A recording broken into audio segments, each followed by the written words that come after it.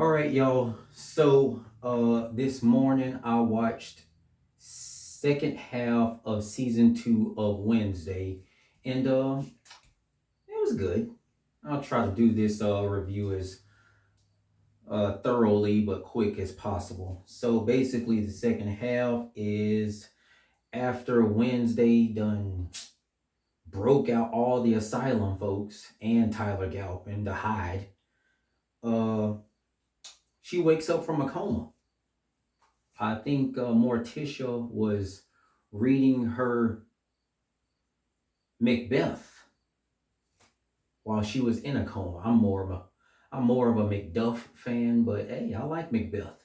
Anyway, yeah, basically second half of Wednesday is Wednesday still trying to regain her powers, and while that's happening, she's fighting off this looming omen over Enid's death. She's trying to fight that off still. And the omen has now spread from just Enid to Enid and her family, and possibly more focused on Wednesday herself.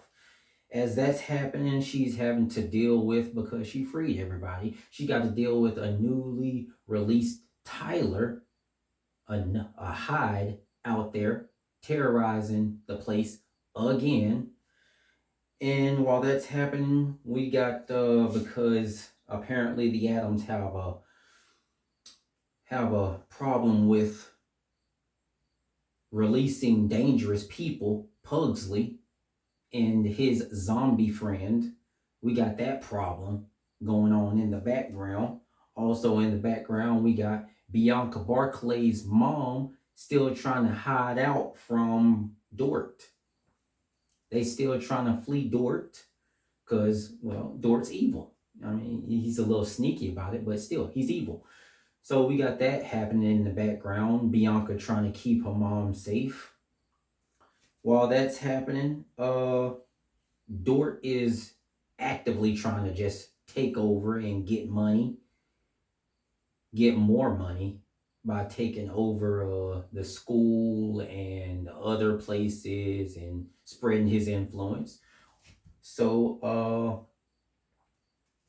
all this is happening under the guidance for Wednesday, under the guidance of a spirit guide in the form of former Principal Weems. Yeah. Weems is her spirit guide. I believe she's a 15th cousin, twice removed. It's weird, but not half as weird as Weems showing up in the first place. Talk about having a devil on your shoulder, because it's who plays Principal Weems. I mean, she plays Satan, is what I'm saying. I mean, if anybody was watching Sandman, she's Satan. So devil on your shoulder, but not literally on your shoulder, because we know what Principal Weems looks like. That chick has got to be at least like, she got to be close to 200 pounds. I mean, having her on your, no. But anyway, those are just basically bullet points. There's a lot of stuff happening in between all that. A lot of good stuff happening in between all that. Major stuff. One of those things is a very underrated scream queen. She's still here. Heather Matarazzo. I'm so glad Heather's here. She's very underrated. Okay, I'm glad she's back. But she's still here, still playing the role of a forever victim, because that's just what Heather Matarazzo does. She is a forever victim. That's just her role. Also finding out that Wednesday is allergic to color. Yeah, it's not really a fashion choice for her. She is literally allergic to it. I mean, she's just literally allergic to color. That's why she's wearing all that black. And hey, as far as allergy goes, that's not bad. Black's my favorite color. I'm cool with it. There's a new Hyde in town. Don't worry, they reveal that pretty freaking soon, so you ain't gotta wait long for that. But you're gonna have to wait to see who it is. There is a whole Freaky Friday arc within these 4 episodes. The second part's just 4 episodes, but it's a lot of stuff happening in those 4 episodes. There's a whole Freaky Friday arc in those 4 episodes. That was interesting. We got a little bit of a Stockholm syndrome-ish situation with Tyler Galpin and someone else. We got genetic curses. We got power nullification machines. We got rat toast. Rat toast. Yeah, rat toast. It's exactly what it sounds like. It's exactly what it sounds like. We got a pretty cool anagram reveal. Yeah, there was a reveal of something major that happened in these last 4 episodes, and it happened in the form of an anagram, and I thought that was pretty cool. I like anagrams. We got hide fights. We got hide on hide crime. We got more sword fights, not too much. It's not much at all, but still, sword fight is a sword fight, so that's pretty cool. We got telekinesis and chlorokinesis. Now, if you into comic books or anime or superhero stuff like that, got telekinesis. We got chlorokinesis. A little bit of a control over plants. We got some of that. We got Pugsley making an actual living friend. Yeah, one with a regular heartbeat. Yeah. He finally made a friend that doesn't have a clock heart. So that's good. Good job, Pugsley. We got some parallels in there. We got a dig your grave ahead of time parallel. We got a walk in someone else's shoes parallel. Yep. We got a William Faulkner quote. A past ain't really the past quote parallel. You're gonna have to see I think maybe the 3rd or 4th episode. Yeah, 3rd or 4th episode to see what I'm talking about with that one. We got friends versus friends. Yeah, friends versus friends. We got hide versus hide, friend versus friends in this one. We got the C word, not that one. Not that one. No, the other C word. Okay, the other C word. You'll have to find out. Just watch it. You'll see what I'm talking about. We got Johnny Rico showing up. Johnny Rico showed up. Now, if you don't know who Johnny Rico is, chances are you're probably not a 90s kid. You're probably not a 90s kid. Let me ask you something. Do you want to know more? Do you want to know more? Because Johnny Rico showed up. For the 90s people, what do you feel about Dizzy's death? If you don't know who Johnny Rico is, what do you feel about Dizzy's death? The redhead, Dizzy? What do you feel about her death? Yeah. Now you know who Johnny Rico is. We got a dude getting incinerated. Yeah, it's exactly what it sounds like. It's very literal. Okay, dude got just incinerated. it's as cool as it sounds too. It was cool. We got a situation where you got to ask a pretty awkward question. I mean, we've heard never bite the hand that feeds you, but let me ask you, what if the hand is the one doing the biting? Yeah. You find out that in these last 4 episodes. So there's a lot of stuff happening in between those bullet points from before. A lot of stuff. So from there, I'll tell you the bad. Because there's some good, there's a lot of good, but I'll get to the bad.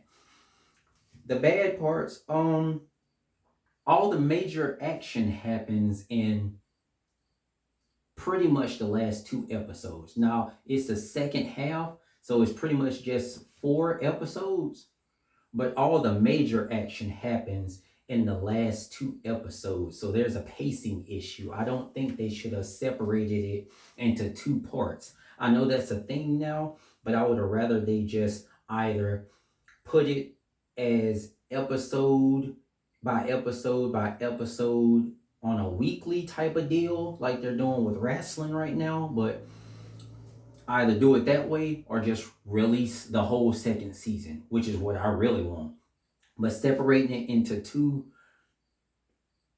parts for the second season, I think that was a bad call for this show. The first half, great. It was well balanced. This second half, the action is in the last two episodes, and it's like it feels unbalanced. I think separating it into two parts was a bad call. So yeah, there's a problem there. Granny helping Wednesday skirt some rules. Granny being there, period. I don't like that character. I don't like her at all. I don't like how she talks to Morticia. I don't like how she encourages Wednesday's worst habits about her. I definitely don't like how she talks to Gomez. How dare she talk to Gomez like that? You'll see what I'm talking about. How dare she talk to Gomez like that?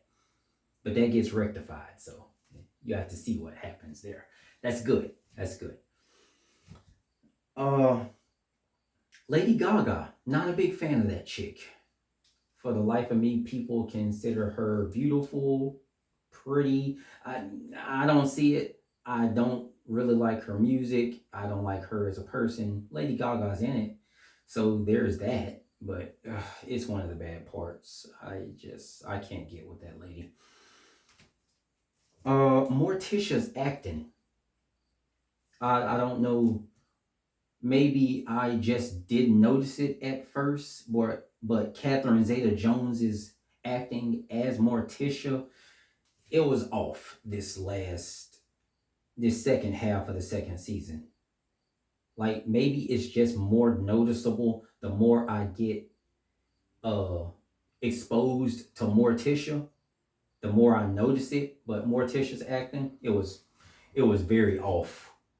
And not just like, oh, she's an Addams family member. I mean, like, I'm watching Catherine Zeta-Jones acting, and I'm sitting there like, come on, now you're supposed to be Morticia. Don't phone it in. That's an important character. Don't phone in your acting on this one. It was off. I didn't like it. Uh, there's not enough good settings in this one. In the first half, great. I loved the many good settings in it between the camp and the parties and getting chased around all these different interesting looking places. That first half of the second season, it was good. Second half, barely any good settings. There was some, but barely any good settings. I didn't like that. I like seeing good settings. I mean, come on now. Not enough good music. Once again, first half had hit after hit after hit, bang, bang, bang. It was good. Second half, I mean, they played some Blackpink, but I'm not even a fan of Blackpink. I mean, come on now. You know why I'm not a fan of Blackpink after what happened. You know why I'm not a fan. But they played some Blackpink. They played some Sweet Dreams. That was good. They played Don't Fear the Reaper. I like that. But it's like three and then nothing else. That's not even one good song per episode. It's not enough good music. Not for me. It was a weak cliffhanger. Maybe it's because of the next bad part. I'm starting to get Wednesday fatigue. I mean, there is actually a show called Focus on the Family. They needed to follow that. When we focus on all the family, all the Addams family members, great. I love it. But it feels like just focusing on one character, especially when it comes to Wednesday Addams, where she has these peculiarities about her, and in small doses, we like it. But when you make it a whole show, you get fatigued real fast. And I'm there. I'm there right now. I got a little bit of Wednesday fatigue, and That's probably why we got a weak cliffhanger, because I'm not excited enough to see. There's a little bit of loose ends on the last episode. We need to tie up some loose ends, and that's why there might be a season 3 of Wednesday. But the thing is, I'm not excited for it. I'm not excited to see a season 3. I mean, I'm gonna see it, but it's like seeing it just to close the book on the thing, just to finally close the book on it. And that's not a good feeling. I want to say, oh man, season 3, man, I can't wait for that, cuz I'm hyped. But I'm not hype for season 3. It's weak cliffhanger. I don't like how I feel about this. And I mean, I'm gonna still watch, but I'm not real hype for it. So it was a weak cliffhanger. Wednesday actually smiling. There are certain things about a character that should remain constant. I mean, Superman should be constantly a goody two shoes person. That's who he is. Batman should be dour and kind of gothic. That's who he is. That's him. Diana, Wonder Woman, she should stand for justice and for women's rights. That's who she is. Don't go changing the character. Wednesday is supposed to be a certain type of way, and seeing her smile like 3 times in this second half, it threw me off. I didn't like it. I mean, if it just happened once, okay, okay, okay, that's cool. I can accept that, but it started happening a little bit more than once, and now it's bad. I don't like it, and that just set me off. I don't know, but there is some good. There's a lot of good actually. Uh, Weems as a spirit guide. That chick is a funny spirit guide. I mean, she just got quip after quip after quip. It sort of reminds me of those episodes of House where the doctor appeared as a hallucination to House, and she started saying all these these quippy things to House, but it's actually helping House out with his job. That's kind of how it feels with Weems as a spirit guide for Wednesday. That's kind of how it feels to me. Uh Enid standing up for herself, telling Wednesday she don't need no protection. I mean, she's a werewolf now. You know what I'm saying? She got her pet. She don't need no protection. I like that part. Good for Enid. A quarter moon transformation. That opens up a whole new avenue for the Enid character and her newfound fully fleshed out werewolf abilities. A quarter moon transformation? Oh yeah. Oh yeah. We in uncharted territory. And I like that. That was a good part. There was a Trump Tower joke. It was a Trump Tower joke. It's very blatant, but yeah, it was cool. Uh, Finding out Morticia writes smut novels. I'm not surprised. This is more of a Latin backgroundish Adams family as opposed to the French or Italian background Adams family that we know of before. So it doesn't surprise me that she writes smut novels, but that's kind of interesting finding that out. And finding out that she can actually see dead people.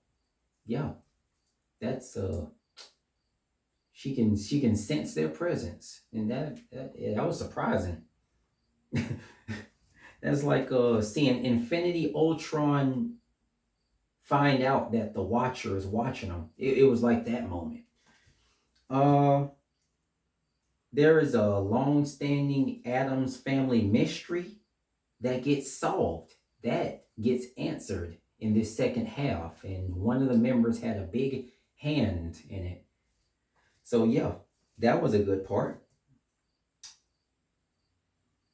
The confession of the year moment. Oh, that was satisfying. You gotta look. You gotta see it to know what I'm talking about. That confession part. That was great. Long overdue. Happy it happened. Oh, that was good. I like that. The dead dance. The dead dance. That was good. I like that dance, especially that because it happened with Enid and Agnes, and watching them dance is interesting. They make great partners. You have to see what I'm talking about. You have to see them dance to see what I'm talking about. Looking at it is pretty cool. It's pretty cool. There's the whole Frankenstein sequence, which was one of the good parts of the setting. That was one of the good settings. The whole Frankenstein throwback sequence. That was nice. I like that. Big fan of Frankenstein. Good job, Shelley. You did good with that one. Uh the irony of playing Blackpink after Gomez called some lady out for cultural appropriation.